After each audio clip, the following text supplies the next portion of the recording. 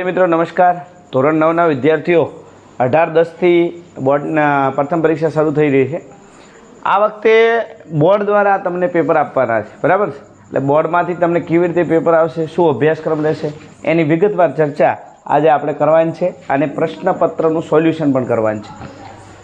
ગુજરાત માધ્યમિક શિક્ષણ બોર્ડ ગાંધીનગર દ્વારા બોર્ડનું નમૂનાનું પ્રશ્નપત્ર 2021 તમને આપવામાં આવ્યું છે।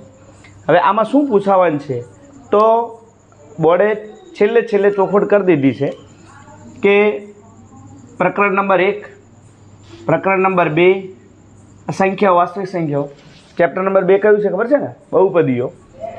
ચેપ્ટર નંબર 3 દ્વિચલ સુરેખ સમીકરણ, ચેપ્ટર નંબર 4 યામ ભૂમિતિ, પહેલું ચેપ્ટર સંખ્યાઓ વાસ્તવિક સંખ્યાઓ, બીજું ચેપ્ટર કયું છે તો બહુપદીઓ, ત્રીજું ચેપ્ટર યામ ભૂમિતિ, ચોથું ચેપ્ટર છે દ્વિચલ સુરેખ સમીકરણ અને પાંચમું ચેપ્ટર જે છે યુક્લિડની ભાગ પ્રવૃત્તિ, બરાબર? યુક્લિડની ભૂમિતિનો પરિચય, યુક્લિડની ભૂમિતિનો પરિચય, આ 5 ચેપ્ટર અને છઠ્ઠું ચેપ્ટર રેખાઓ અને ખૂણાઓ જે ચેપ્ટર હતું એ રદ કર્યું છે, ધ્યાન રાખજો બધા, બરાબર?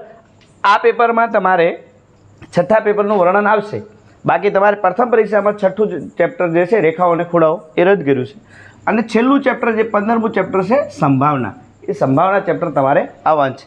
આટલા ચેપ્ટર તમારે ભણવાના છે, બરાબર છે, પહેલી પરીક્ષા માટે। અને પ્રથમ પરીક્ષામાં જે પેપર આપ્યું છે એમાં રેખાઓ અને ખૂણાઓનું વર્ણન આપ્યું છે, પણ તમારે પૂછાશે નહીં, કારણ કે આ જે 2021નું પેપર નમૂનાનું બહાર પાડી અને પાછળથી ચોખવટ કરી કે સપ્ટેમ્બર માસનો 50% અભ્યાસક્રમ રાખવાનો છે, એટલે છઠ્ઠું ચેપ્ટર તમારા માટે રદ કરેલ છે। ઓકે, હવે શરૂઆત કરીએ પેપર સોલ્યુશનની। તો જે નમૂનાનું પ્રશ્નપત્ર આવ્યું છે આનું આ જ બ્લુપ્રિન્ટનું તમારે પેપર નીકળશે, આનું આ જે બ્લુપ્રિન્ટનું, ઓકે, આનું આ નીકળશે એવું નથી કહેતો, આનું આ જ, એટલે બ્લુપ્રિન્ટ આ જ છે, બરાબર? પ્રશ્નો બદલાશે, બાકી વસ્તુ વિષય વસ્તુ તમારું બદલાવવાનું નથી, વિષય વસ્તુ તમારું એનું જ છે। તો શરૂઆત કરીએ। પહેલો પ્રશ્ન, વિભાગ એ, નીચેના વિધાનો ખરા છે કે ખોટા તે જણાવો। ઓકે, પહેલાં તમારે 2 ખરા ખોટા પ્રશ્નો પૂછાવાના છે, પછી તમારે ખાલી જગ્યા પૂછાવાની છે ઓપ્શનવાળી। પહેલી જે પ્રશ્ન પૂછ્યો છે કે દરેક પૂર્ણ સંખ્યા એ પ્રાકૃતિક સંખ્યા છે। તો તમને ખબર જ છે કે પ્રાકૃતિક સંખ્યા પહેલાં પૂર્ણ સંખ્યા W દ્વારા દર્શાવવામાં આવે છે અને તે કોના દ્વારા કઈ સંખ્યાઓ છે? 0 થી અનંત સુધીની સંખ્યાઓ, 0 થી અનંત સુધીની સંખ્યાઓ, અને n એ કઈ સંખ્યાઓ છે? પ્રાકૃતિક સંખ્યાઓ છે। પ્રાકૃતિક સંખ્યાઓ કઈ સંખ્યાઓ છે? 1 થી અનંત સુધીની સંખ્યાઓ। સમજી ગયા વાતને હવે તમે કે પ્રાકૃતિક સંખ્યાઓનો પૂર્ણ સંખ્યામાં સમાવેશ થાય, પણ તમામ પૂર્ણ સંખ્યાઓનો પ્રાકૃતિક સંખ્યામાં સમાવેશ થતો નથી, કેમ? કારણ કે 0 આમાં ના આવે, એટલે દરેક પ્રાકૃતિક સંખ્યાઓ એ પૂર્ણ સંખ્યાઓ છે, પણ દરેક પૂર્ણ સંખ્યા એ પ્રાકૃતિક સંખ્યા નથી। પણ અહીં શું કીધું છે? દરેક પૂર્ણ સંખ્યા એ પ્રાકૃતિક સંખ્યા છે। ખોટું સાચું? તો ખોટું, આ વિધાન ખોટું છે। દરેક પ્રાકૃતિક સંખ્યા એ દરેક પૂર્ણ સંખ્યા એ પ્રાકૃતિક સંખ્યા છે, તો ખોટું। સમજી ગયા? દરેક પૂર્ણ સંખ્યા એ પ્રાકૃતિક સંખ્યા છે કે નથી? પ્રાકૃતિક સંખ્યા એ પૂર્ણ સંખ્યા છે। બીજો પ્રશ્ન છે, દરેક પ્રાકૃતિક સંખ્યા એ વાસ્તવિક સંખ્યા છે। દરેક સંખ્યાને વાસ્તવિક સંખ્યા કહેવામાં આવે, બરાબર? વાસ્તવિક સંખ્યા કોના વડે દર્શાવવામાં આવે છે? R દ્વારા દર્શાવવામાં આવે, એટલે આ વિધાન ખરું છે। હવે આવા 2 પ્રશ્નો તમને પૂછાશે ખરા ખોટાના, આ 2 તમને નમૂના પ્રત છે, એટલે તમને કોઈ પણ આપી શકે એ જગ્યાએ, પણ આવા જ પ્રશ્નો તમારે રહેશે। ચલો શરૂઆત કરીએ બીજા પ્રશ્નને। નીચે આપેલા પ્રશ્નોના જવાબ માટે સાચો વિકલ્પ પસંદ કરો। તો તમને અહીંયા ઓપ્શન આપેલા છે, જે પણ ખાલી જગ્યાઓ આપી છે એના ઓપ્શન આપ્યા છે। અહીંયા પહેલા ચેપ્ટરનો જોઈ લેજો, બધા બરાબર ધ્યાન રાખજો કે પહેલા ચેપ્ટરનો જ પ્રશ્ન રહેશે, આ પણ બહુપદીનો જ પ્રશ્ન રહેશે, તમારે આમાં કોઈ ચેન્જ નહીં થાય, એની કિંમત બદલાશે માત્ર। 125 ની -1/3 કિંમત ખાલી જગ્યા છે, તો અહીંયા હું ગણતરી કરી દઉં, તો 125 ની -1/3 ઘાત આપી છે, તો ગણતરી કરો તો તમને બધાને ખબર જ છે, જે ઘાત હોય એનો છેદ જોઈ લો, કેટલો છે?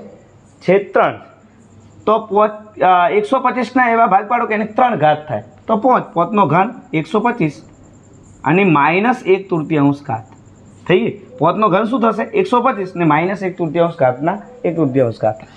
આ ઘાતની ઘાતનો શું થાય? તમને નિયમ નંબર 4 તમે સમજી ગયા છો, ભણ્યા છો, ઘાતના ઘાતનો શું થશે? ગુણાકાર થશે, તો કરીએ ગુણાકાર, તો 3 ગુણ્યા -1/3 ઘાત।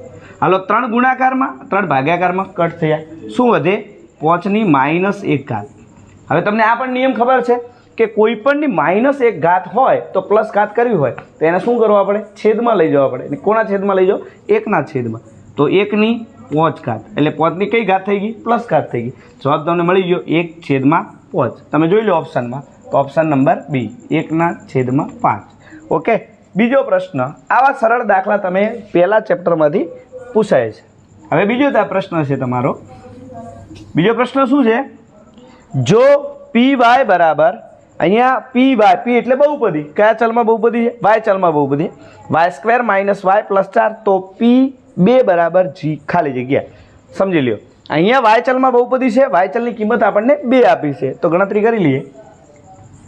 તો પી વાય બરાબર y² - y +4, y² - y +4. હાલો, અહીંયા ચલની કિંમત કેટલી આપી છે? ચલની કિંમત 2 આપી છે. એટલે ચલની કિંમત 2 મૂકતા બહુપદી કિંમત શું મળે છે? તો જોઈ લો. તો ચલની કિંમત 2 મૂકતા, તો જો y છે તે કેટલા મૂકી દઈએ? 2. 2 નો સ્ક્વેર -2 + 4. ઓકે, 2 નો સ્ક્વેર શું થશે? 4 - 2 + 4. હાલો, +4 અને +4 કેટલા થશે? 8 -2. હાલો, 8માંથી 2 બાદ કરી દો, કેટલા થશે? 6. ચલો, P2 બરાબર કેટલા મળ્યા? બહુપદી કિંમત કેટલી મળી? 6 મળી. ઓપ્શન જોઈ લો. તો 10 આવે ના, 4 આવે ના, 2 આવે ના, 6 આવે. 6 આવે. જવાબ શું આવશે? 6. ઓકે, સમજી ગયા? આ રીતે તમે ઓપ્શન જવાબ આપી શકો છો. ચલો મિત્રો, આગળ હવે નીચેના વિધાનો સાચા બને તે પ્રમાણે ખાલી જગ્યા પૂરો. તો હવે તમને ચોખવટ કરી દીધી છે કે આમું જ પેપર રહેશે. આ રહેશે એવું નથી કહેતો. તો ઘનને ખાલી જગ્યા પરિમાણ હોય છે. તમે દરેક ચેપ્ટર ભણ્યા છો, તમને બધી ખબર જ છે. તો ચેપ્ટર કયા ચેપ્ટરનો પ્રશ્ન છે? યુક્લિડની ભૂમિતિનો પરિચય. ઓકે, તો તમને ખબર જ છે. તો આપણે થોડું વધારે વર્ણન કરી દઈએ. તો બિંદુને કોઈ પરિમાણ ન હોય, 0. ઓકે, રેખાને કેટલા પરિમાણ હોય? 1. રેખાને કેટલા હોય? 1. સમતલ એટલે કે તમારી પરીક્ષામાં સમતલ પૂછાય કે પૃષ્ઠ પૂછાય? સમતલ કે પૃષ્ઠ ને કેટલા પરિમાણ હોય છે? 2. અને ઘનને કેટલા પરિમાણ હોય છે? 3. ઓકે, બિંદુને કોઈ પરિમાણ હોતું નથી. રેખાને શું કયું પરિમાણ હોય? એ લંબાઈ જ હોય. એટલે યુક્લિડ શું કહે છે કે રેખા એ પહોળાઈ વગરની લંબાઈ છે. સમતલને કેટલા પરિમાણ હોય? 2. કયા? લંબાઈ અને પહોળાઈ જ. ઘનને કેટલા પરિમાણ હોય? 3. કયા? લંબાઈ, પહોળાઈ અને ઊંચાઈ. એટલે તમે પ્રશ્ન ખબર પડી ગઈ. ઘનને કેટલા પરિમાણ હોય છે? 3. ઓકે, પાયથાગોરસે ખાલી જગ્યાના શિષ્ય હતા. યુક્લિડની ભૂમિતિનો પરિચયનો પ્રશ્ન. તો તમને કીધું જ છે કે પાયથાગોરસ કોના? તો થેલ્સેના લોકપ્રિય અતિપ્રિય શિષ્ય હતા અને એનું નામ હતું પાયથાગોરસ. તો પાયથાગોરસ કોના શિષ્ય હતા? થેલ્સેના. થેલ્સે યાદ રાખજો બધા. ચલો, 7મો પ્રશ્ન. px બરાબર 3x - 2 નું શૂન્ય ખાલી જગ્યા છે. તો શૂન્ય તમને ખબર જ છે. શૂન્ય કેવી રીતે શોધાય? તો કયા ચલમાં બહુપદી આપી છે? તો x ચલમાં. તો જે ચલ બહુપદી આપી હોય એના બરાબર શૂન્ય. px બરાબર 0. ઓકે, શૂન્ય. હવે px કેટલી આપ્યા? બહુપદી કેટલી આપ્યા? તો 3x - 2 બરાબર 0. હાલો, -2 બરાબરની આ સાઈડ જાય શું થઈ જશે? પ્લસ થઈ જશે. વિરોધી થાય ને? પ્લસ હોય તો માઇનસ, માઇનસ હોય તો પ્લસ, ગુણ્યા હોય તો ભાગ્યા, ભાગ્યા હોય તો ગુણ્યા. હાલો, 3 નો x નો સંબંધ કયો છે? ગુણાકારનો. 3 આ સાઈડ જાય શું થઈ જશે? બરાબરની આ સાઈડ જાય તો ભાગાકારમાં. અહીંયા ગુણાકારમાં છે તો ભાગાકારમાં થઈ જાય. તો 2/3. તો શૂન્ય તમને મળી ગયું. શું મળ્યું? 2/3. હવે મને એક પણ કહી દો કે જે આ બહુપદી છે 3x - 2 એ કઈ બહુપદી છે? બહુપદીનો પ્રકાર કયો છે? ખબર છે બધાને? તો યાદ રાખજો, કઈ બહુપદી તમારે ભણવાની છે? સુરેખ બહુપદી, દ્વિઘાત બહુપદી, ત્રિઘાત બહુપદી. આટલી બહુપદીઓ છે. એમાં વર્ણન માત્ર તમારે સુરેખનું દ્વિઘાતનું જ કરવાનું છે. ઓકે, આગળ કોઈ બહુપદીનું વર્ણન તમારે કરવાનું નથી. તમે 10મા ધોરણમાં શીખશો આગળ. ચલો આગળ. હવે એક વાક્ય કે શબ્દમાં જવાબ આપો. તમારે એક વાક્ય કે શબ્દોમાં જવાબ આપવાનો છે. પહેલો પ્રશ્ન છે, અશક્ય ઘટનાની સંભાવના કેટલી હોય? તો કયો પ્રશ્ન છે? સંભાવના ચેપ્ટર તમે ભણી ચૂક્યા છો, અત્યારે અભ્યાસક્રમમાં પૂર્ણ થઈ ગયો છે. તો સંભાવના તમને ખબર છે કે સંભાવનાના પ્રયોગોના કુલ પરિણામોની સંખ્યા 1 હોય. ઓકે, માત્ર ઉદાહરણ લઈ લઈએ. એક સિક્કો ઉછાળીએ તો એમાંથી એક જ પરિણામ મળે. કયું પરિણામ મળે? કાં તો છાપ કાં તો કાઢ. એમાંથી કોઈ અડધું મળે નહીં. એટલે એક જ પરિણામ મળે. શક્ય ઘટના કહેવાય એને. પણ જે ઘટના ન બની શકે એ ઘટનાને અશક્ય ઘટના કહેવાય. ઉદાહરણ આપું. અશક્ય ઘટના કોને કહેવાય? તો સૂર્ય પશ્ચિમમાં ઉગે, સૂર્ય પશ્ચિમમાં ઉગે. ઉગે કોઈ દિવસમાં જાઓ ઉગે નહીં, તો એને અશક્ય ઘટના, જે ઘટના ક્યારેય બનવાની નથી એ ઘટનાને અશક્ય ઘટના કહેવાય.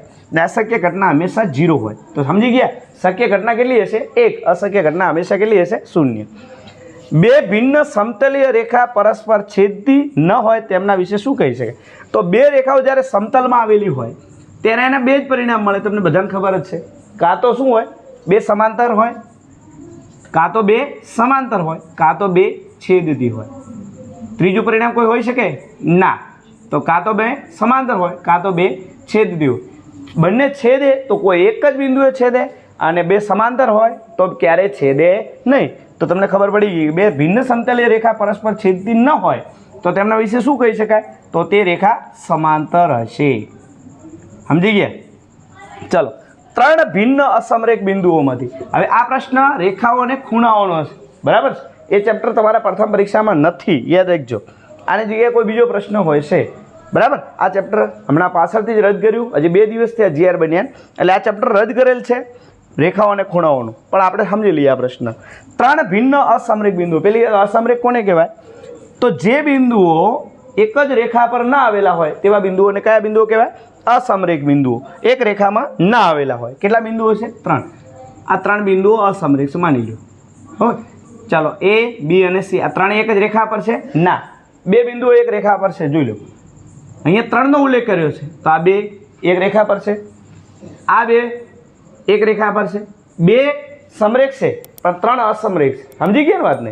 અહીંયા 3 ની વાત છે, 2 સમરેખ છે, આ 2 સમરેખ છે. તે પછી બિંદુઓની તમને રેખાની પણ પૂર્વધારણા ખબર છે. શું? રેખામાં ઓછામાં ઓછા 2 ભિન્ન બિંદુઓ હોવા જોઈએ, તો જ રેખા રચાય, નકર રચાય નહીં. ચલો, આ પણ 2 સમરેખ છે. હવે આ 3 અસમરેખ છે. 2 સમરેખ છે, 2 સમરેખ છે, 2 સમરેખ છે. સમજી ગયા વાત? કેટલી રેખાઓ દેખાય છે? 3 અને માત્ર 3. અસમરેખ બિંદુઓ 3 હોય તો કેટલી રેખાઓ બને? 3 રેખાઓ આપણને મળે. અને 4 હોય તો 6 મળે. કેવી રીતે? વિચારી લેજો આગળ, કે બતાવી દઉં. 4 તો જોઈ લો, કદાચ પરીક્ષામાં પૂછાઈ જાય. 4 જો અસમરેખ હોય, હાલો 4 અસમરેખ છે, A, B, C, D. તો રેખા પર કેટલા બિંદુઓ હોય? 2, તો જ રેખા રચાય. તો 2 સમરેખ બની શકે. આ 2 સમરેખ છે, હાલો આ 2 પણ સમરેખ છે, આ 2 પણ સમરેખ છે, આ 2 પણ સમરેખ છે, આ 2 પણ સમરેખ છે, આ 2 પણ સમરેખ છે. ગણી લ્યો કેટલી થશે? 6 રેખાઓ. ઓકે.